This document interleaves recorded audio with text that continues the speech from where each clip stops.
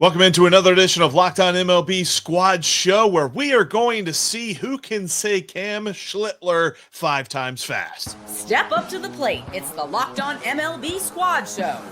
From the Dodgers to the Astros, the Mets to the Rangers, and everyone else in the league, with the experts of the Locked On Podcast Network bringing you the most comprehensive breakdown of all the action around the horn. We're coming in spikes up. No hurt feelings allowed, so squad up. This is the wild card edition of the MLB Squad Show. My name is Jeff Carr, one half of Locked On Reds and the channel manager for Locked On MLB. Joining us, Justin Latta, one half Locked On Guardians, and Sully from Locked On MLB. We are going to break down everything going on in this wild card round and who advanced. And, of course, Justin and myself are a little bit sad because neither of our teams did. But we'll jump into all of that. We'll jump into who we think is going to win from the divisional round. There's a couple of interesting favorites over on FanDuel that we'll break down here in a little bit. And a little bit later on, we might be discussing just how important it is for your team to win a World Series and if that makes you feel fulfilled or not. That's all coming up on today's Locked On MLB Squad Show that is brought to you by FanDuel. Download the FanDuel app right now, and new users can win $300 in bonus bets with their first winning $5 wager. Download FanDuel today. All right, guys, that's where we're going to start is with this wild card round because we are officially done. We know the 4 teams that are advancing. They are the Dodgers and the Tigers and the Cubs and the Yankees, and they're moving on. And we've got some fun matchups coming up in this divisional round, but is Cam Schlittler the guy that we have the biggest feelings on in this wild card round? Well, it was amazing that, Boone, who got raked over the coals, and I think rightly so, for removing Max Fried too early in game 1, while Cora let why am I just Crochet? Yeah, I'm just depressed because the Reds. I'm a native New Englander, and I'm just like, I literally almost said Chris Sale. Garrett Crochet let Garrett Crochet pitch until he needed relief. Boone's gotten a lot of grief, and the Yankees have gotten a lot of grief. But you have to give them credit. They won 2 games without just pounding home runs, which was the big criticism of them. And he learned the lesson about pulling Fried too early, and he did what I think should be the philosophy of how to handle starting pitchers in relief, which is you relieve the starting pitcher when they need relief. Not when you're saying, okay, we've gone through this, now we got this lane coming up, that lane coming up. When they need relief, relieve them. But if you say, oh, well, now there's 2 times through the order, which now means it's more likely that they'll be hit harder. Yes, but it's also more likely you'll wear out your bullpen if you're saying, well, it's the 3rd inning. It's of a 1-0 game. Better bring in the bullpen. The Guardians came into game 3 against the Tigers with that exact game plan. It wasn't like a rigid game plan, but that was their game plan. They were going to let Slade Ciccone go 1 time through the order, Joey Cantillo 1 time through the order, and no matter what happened, that was going to be the game plan. They were going to stick to that, and Slade Ciccone got into trouble in the 3rd inning, the last time he got through the 9th hitter, and they decided to pull him, and they let somebody else start the inning, but their bullpen was taxed from game 1 and 2. Yeah. And instead of saying, okay, Slade Ciccone's pitching okay, let's try to extend him a little bit, they still decided to pull him. And you end up seeing a couple of relievers that pitch 3 days in a row. And guess what? Those guys gave up runs. Your team lost. There is a penalty. I believe there is a penalty for starting pitchers going 3 times through. But it's the same penalty for relievers when a team sees him 2-3 times in a row in a postseason. That's a penalty too. And guess what? Relievers are throwing 100% every single time out there. They've got a smaller pitch mix than starters. They wear down much faster than starters do. So they get gassed and they've got familiarity. There's a tax there too. And I think at some point we are going to swing back the other side of the pendulum, and you're going to see some starters go a little bit longer. You had Crochet, you had Tarek Skubal, you had Cam Schlittler. I think I could say that without getting us in trouble here, but you're going to have those guys. Like, I agree. You want to take a guy out in the second inning if he's allowed 4 runs, because in the playoffs, especially in a wild card series, you got to stop the bleeding when your back's up against the wall.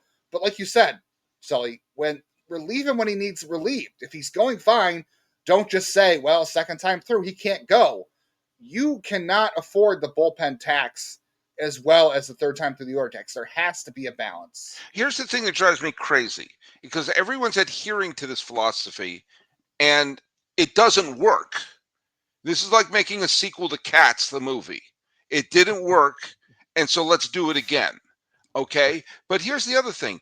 It is real, and I'm not going to be one of these people. It's a bunch of people with calculators. However, it is looking at a spreadsheet and saying, okay, the numbers go down third time through the order. That's when you bring a reliever. They're not even considering what it does to the relief pitcher. You're automatically assuming that they're going to do the job when they hit this lane and that lane. What if they don't? And hey, what if part of the job of developing pitchers is, and I know this makes me an old-fashioned grump, but learning how to get through that third time through the order?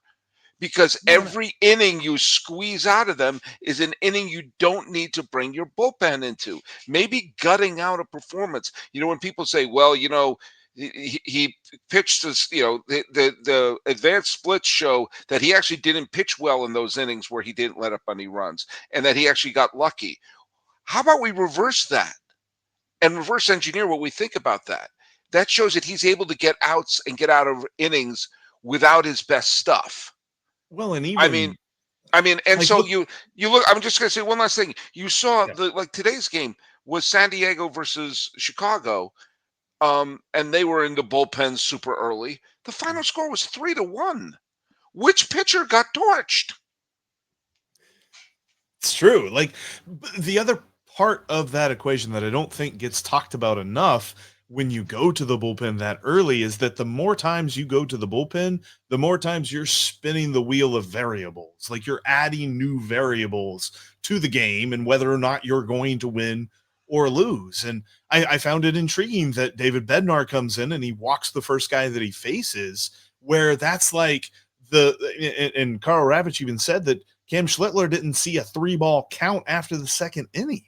Like, at some point, a guy just gets into a groove, and you got to let him go through that groove and see exactly, to your point, like you mentioned, when he actually needs relieving. Not when the algorithm says so, but when your eyes and when the feeling, and that's where it comes into management. But it's got to be a combination.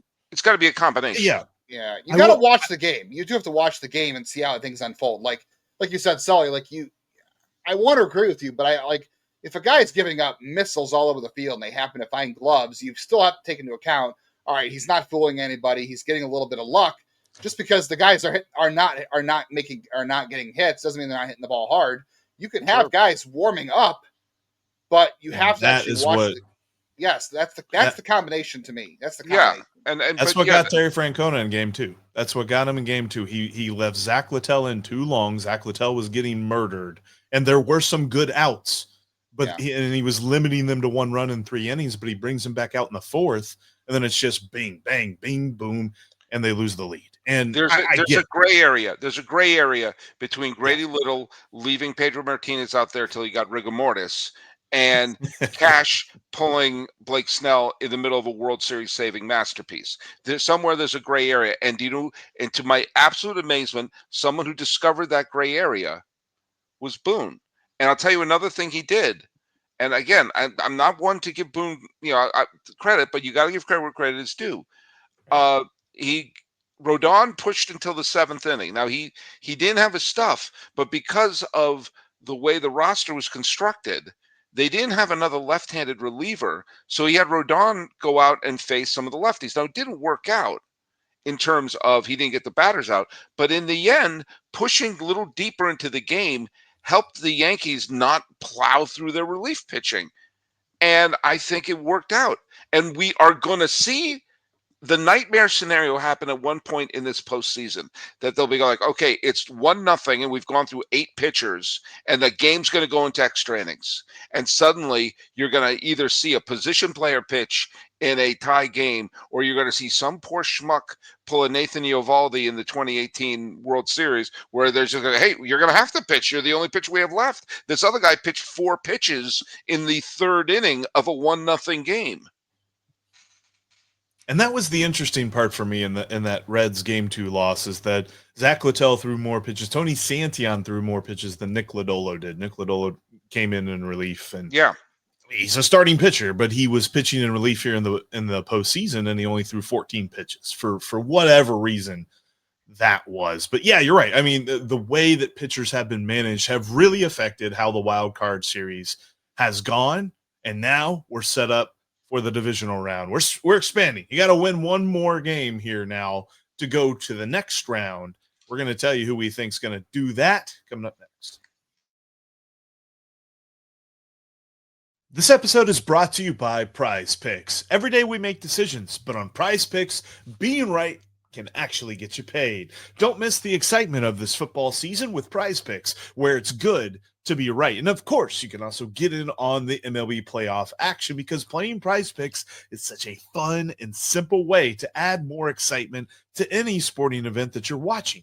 You just pick more or less on player projections, like in the NFL, like maybe Josh Allen passing yards or Shohei Ohtani total bases, something like that. And then you are in the game. I love how easy and how quick it is. Building a lineup takes just mere moments. And again, when you're right, you get paid out super fast. Download the Prize Picks app today and use the code LOCKEDONMLB to get $50 in lineups after you play your first $5 lineup. That's code LOCKEDONMLB for $50 in lineups after you play your first $5 lineup. Prize Picks. It's good to be right. Your favorite team has a Locked On MLB podcast, whether it is the Guardians, the Reds, or whether you love the entire league as a whole. It's all here on Locked On MLB. Of course, all the playoff teams are covered as well. Make sure you make it part of your everyday routine. Hey, Jeff, yeah. before we totally get it past the wild card series, I do want to make one point. And I made this point on Locked On MLB, which is part of the Locked On Podcast Network, which is your team every day. The point is, there's a little elephant in the room about the Red Sox loss. They needed to have a big run producer, a big one. They need that big hit in the middle of the game on Game 2, which was their chance to advance. And that same day, Mookie Betts got 3 doubles for the Los Angeles Dodgers. Why can't the Red Sox get players like Mookie Betts? And here's another. It's unfortunate. And by the way, do you know, over the last bunch of years, Rafael Devers has been an absolute Yankee killer. His final game with the Red Sox, he hit a huge home run to help sweep the Yankees. His whole career, if you actually see the deed for Yankee Stadium, it is not owned by the New York Yankees. It is owned by Rafael Devers. And the middle of that lineup, where we saw a lot of guys who were gutty, we got to see, Lowe is doing this and Ref Snyder's doing that. And I said, what I want is an upper deck shot by Rafael Devers. And I know he's not the best guy in the clubhouse or whatever. Figure it out. Because in that series, not one player acquired for either Mookie Betts or Rafael Devers played 1 inning in that game. They traded Betts and Devers and 0 players. Now, Harrison was on the roster, and he got in as many innings as I did. So nobody acquired for Mookie Betts or Rafael Devers played in the series, where they desperately needed a big thumper in the middle of the lineup. Yes, Story hit great. Yes, Bregman was capable of big hits, but they needed that big honking thumper. And I'm going to go out on a limb and say I would rather have a sourpuss Rafael Devers than Kyle Harrison reading Bazooka Joe comics in the bullpen. Well, and did Bregman already opt out? Like, is he already a free agent? Probably right after the game. Like Pete Alonso, when the season ended, he was like, I'm out, I'm done. If anybody wants to do any deeper research, by the way, on this bullpen thing, there's an article out there from Louis Paulus, who is a native Clevelander and also worked for the Phillies front office. And he wrote about this last year about teams running relievers into the ground and the penalty of that. And I think he said last year's in the 2024 playoffs, there were only like 3 starting pitchers that threw more innings than a reliever. Only 3. So it's a good article. If anybody's interested, I can tweet it out or send it, but it's really good. He goes into all the data of that and talks about why we might be reaching a breaking point on that finally. And I hope we are. And also, I made a point on the show a few weeks ago. If you went back to the 80s and 90s, I'm not talking about going back to Three Finger Brown. I'm talking about the 80s or 90s. There were teams that would use, fewer than 20 pitchers. Most teams use fewer than 20 pitchers all season. All season. Total. There was a couple of teams that used like 13 or 14 pitchers all season. And now they're up to 40 or 50 pitchers. I said this when Jim Clancy passed away, former Toronto Blue Jays pitcher. He was an innings eater. Every year he would throw 200, 225. He had one all-star season. Most of the time he was just reliable. And that type of player doesn't exist anymore. And they served a purpose. They weren't throwing 100 miles an hour. They weren't trying to strike out 17 batters a game. They were letting them hit the ball into the ground and have the fielders. Now, granted, he would have Tony Fernandez and Manny Lee behind him, really good defensive infielders. But still, you develop a defensive infield, have people hit on the ground. They're not, and they won't be throwing 110 pitches over the first 5 innings. We need to get back to innings eaters because this is not sustainable. You can't have 40 pitchers and then you're getting into the postseason and you're just having a parade of pitchers because we look at his pitch count. He's in the teens. We got to pull him. A 1-0 game where each team is like thinking about using a position player to pitch because they've run out. This is not sustainable. I've got a rebuttal, but it's not for today's show. It's for a future show because we're on to the Division Series, right? Yes, I'm sorry. Sorry, I got us derailed. That's what I do. No, it's okay. But we are on to the Division Series, and real quickly, like looking at these Division Series, which one is your favorite right now, Justin? I mean, Craig Counsell versus the Brewers, that's going to be a fun storyline, right? And you got the Yankees versus the Blue Jays. That's, they're going right back to the other AL East rivalry. That's going to be a lot of fun. I think both those, and you got the slugfest that could happen between the Phillies and the Dodgers. There are a lot of good series in the Division Series. I'm hoping they all go 5 because there's a lot of fun storylines. Phillies Dodgers, I think, is the most interesting because obviously the Dodgers are the defending champs. They have a glaring Achilles heel, which is their bullpen. But Dave Roberts, remember, had a glaring Achilles heel last year, which was they had to throw a bullpen game each series, and he figured it out. Let's start pointing out that Dave Roberts is smart as a manager. And you saw that he did the first thing. The Los Angeles bullpen was rancid against the Cincinnati Reds, but they brought out Sasaki to throw out the 9th. And guess what? I think I said on the show they should have activated Clayton Kershaw and say, Sasaki and Kershaw, you're our top relievers. You're our go-to guys. They have to ride Yamamoto. They got to pull an anti-Kevin Cash and let Blake Snell go deep. And then Sasaki and Kershaw have to be your 1-2. And they brought out of the bullpen as well. They have to I think Blake Trinan should be DFA'd at this point. Sure, I wouldn't put him on the roster. Why would you put him on the roster at this point? So the bullpen, the thing that happened to Cincinnati was their starting pitching got rocked. I was surprised by how badly Hunter Green played, but still, but Philadelphia is better starting pitching. Yeah. And Philadelphia has some star power on that. And so much better lineup. Yeah. So you have to stay with the Dodgers till innings 8 and 9, and then take your chances because I prefer Philadelphia. I picked Phillies to win the World Series at the beginning of the year, and I picked them to win the World Series at the beginning of the playoffs. However, if the Dodgers make it to the League Championship Series, I have tickets for Game 4. So who I'll be rooting for. I do think that the Phillies are going to end up winning this series, though, because I think that there were just too many opportunities that the Reds did not take whenever they were hitting. Yes. There was multiple opportunities that they should have scored a lot of runs, but when their starting pitching doesn't go, they don't go. That's what this season was. And it was very few and far between that the Reds starting pitching did that sort of thing to them. But when they did, their lineup just wasn't good enough to make up for that deficit. I will say this, though. to your point about Dave Roberts and managing his bullpen, there was an interesting thing that he did to Terry Francona that I think he dog walked his former manager. I want to talk about that in just a minute, get your guys' feelings on this. And then we'll also talk about like just how much fulfillment does one need to derive, and does it really take your enjoyment out of the entire season if your team doesn't go all the way?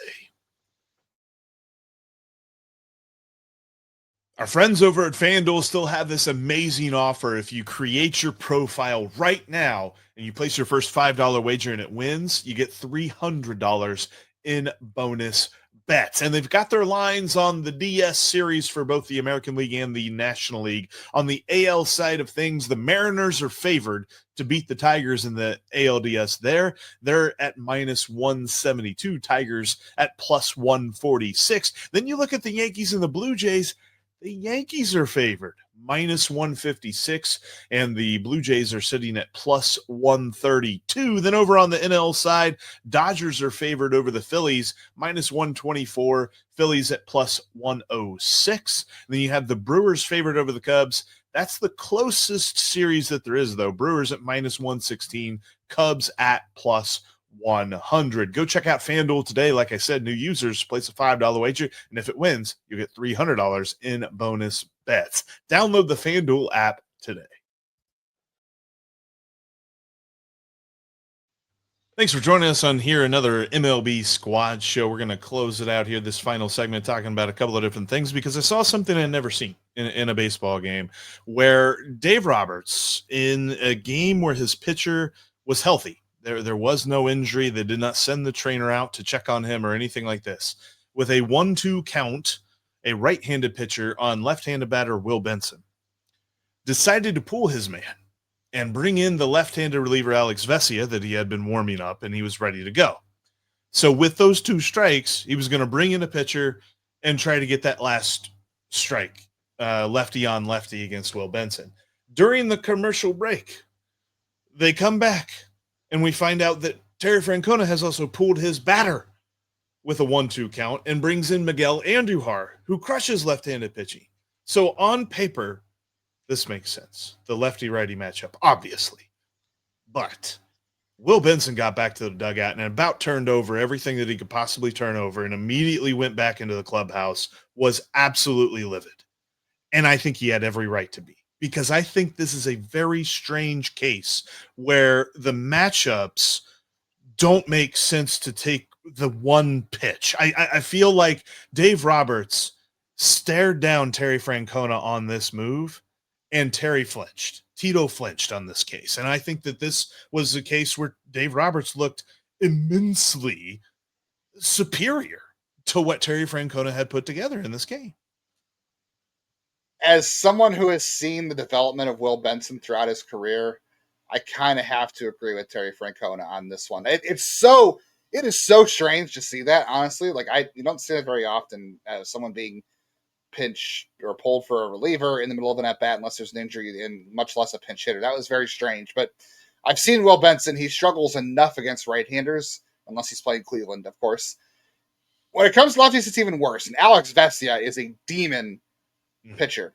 And Miguel Andujar, I think that's the right play. I honestly think that's the right play. It's super strange. It's very strange. And, unfortunate for Will Benson, who I know is a really nice kid. But I feel like, as weird as that is, I have to side with Terry Francona on that one, just from what I know about Will Benson. I disagree. I think that it was a bad move, because it would be a good move if they brought him in at the beginning of the at bat. I would totally understand that. But you're giving him a situation. What was the count when he came in? It was 2 strikes. 1 ball, 2 strikes. Yeah. So you're basically giving him 1 strike. I mean, I don't care. This is not bringing in Aaron Judge or Mike Trout in his prime. He's a fine right-handed hitter. I know he's not, and I've seen him play for Oakland. I've seen him play for New York. I understand it, but you're asking him to come in with 2 strikes on him. And what happened? It was a fastball that Yao Ming couldn't hit, and right. He swings at it, and it's strike 3. Yeah, and so I think again, in a vacuum beginning of the at-bat, it made all the sense of the world. It's just not fair. I don't care how professional hitter you are. You could be Joe DiMaggio or Manny Ramirez, and you come out and say, okay, it's 2 strikes on you. I'm sorry, that's just not that's not fair. Yeah. And so I my agree with that. my main issue. I agree with that. You're right, because it's not a great hitter. It's not like you were And you putting took Benson out. So now Benson's gone. And you've burned Andujar as a potential pinch hitter.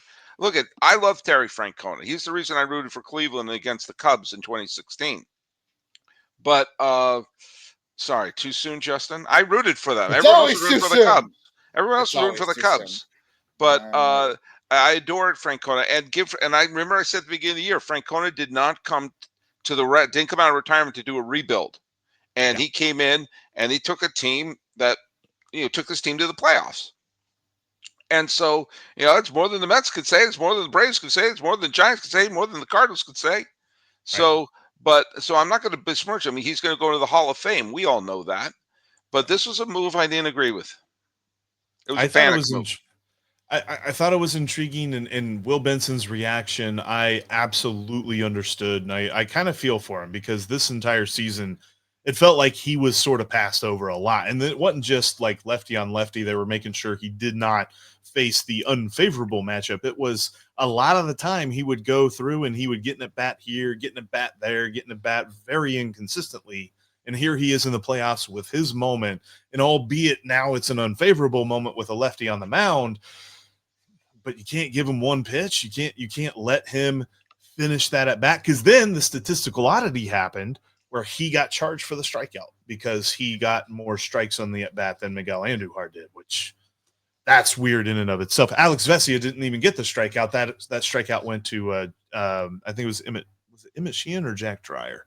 It was the guy that he relieved. It did not go to the pitcher, and it did not go to the hitter that finished that at bat. It was very odd, and I found it interesting. I had to get you guys' take on that. But also, before we end, it's actually a little bit of a spur of the moment topic that we were talking about beforehand, and Justin, you kind of got me wanting to talk about this, because I deal with this a lot in Cincinnati as well, and that is the feeling that if your team does not win the World Series, you wasted your year watching that team. And I don't agree with that at all. And I know that you've kind of had these conversations as well, and I side with you 100%. Like that just cannot be the way that you approach your team. No, because, and this is why I think Sully's statistic is one of the best. The summer score is one of the best. Unless you are a fan of the Tom Brady Patriots, which I'm guessing Sully was. Nope, couldn't care less about them. Couldn't care less. Well, if you were a fan of them, that you get to win every year. You feel great back in that era. But if you weren't, you're going to be pissed off pretty much every year. You're going to say, I just wasted 6 months of my year. I don't understand how you could care for 6 months of the year and watch a sport, especially a sport like baseball, that's every single night for the most part for 6 months. It's the longest of the year with most games. And you let a week, 2 weeks in October decide, well, that's 6 months of my life. That was a waste of time because they didn't win the World Series. Trust me, I've never seen it. My dad passed away before Cleveland got to win a World Series. He never got to see it. That sucks. I hate it. But at the same time, I'm not going to be a prisoner of the moment and say, well, my team lost 2 games this week. So the whole time I spent talking about this team, going to games, buying gear, cheering, hanging out with my family and friends, going to games and enjoying it, and say, well, didn't matter. I wasted my time. I feel bad for you. I feel badly for them too. Yeah. I said this on Locked On Guardians too. I don't believe everybody has to enjoy the baseball the same way. We just disagreed about the decision by Terry Francona.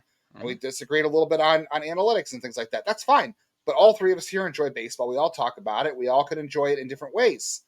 It's the same way with championship or bust. Like, I just feel bad for those people who they feel like their entire summer was wasted because 2 games in October didn't go their way. Like, I just couldn't.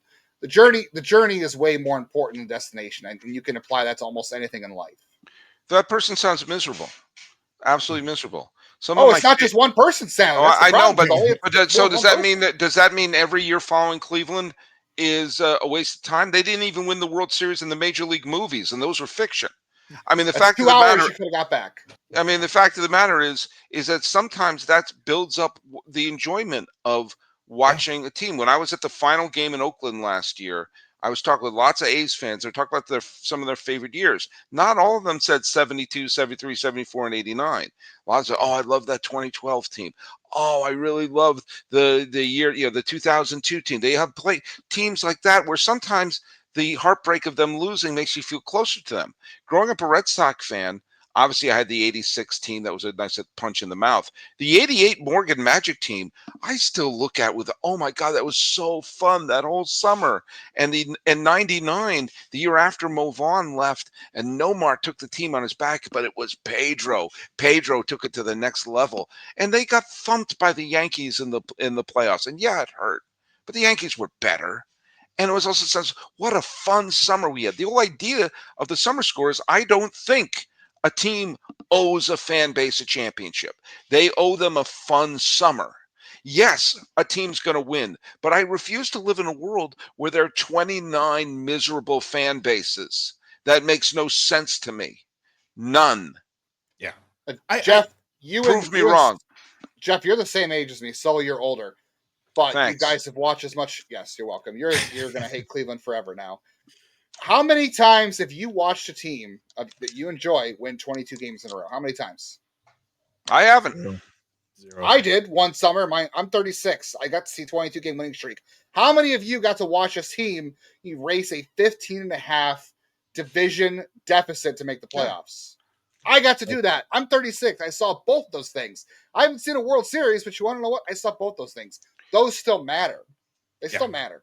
Do you when the Red Sox finally won the World Series, I started thinking of players like Marty Barrett and Oil Can Boyd and Butch Hobson and Jerry Remy and Louis Tiant and Mo Vaughn and John Valentin and Bruce Hurst. These people who gave it their all, and thinking like I rooted for those teams and I loved those players dearly.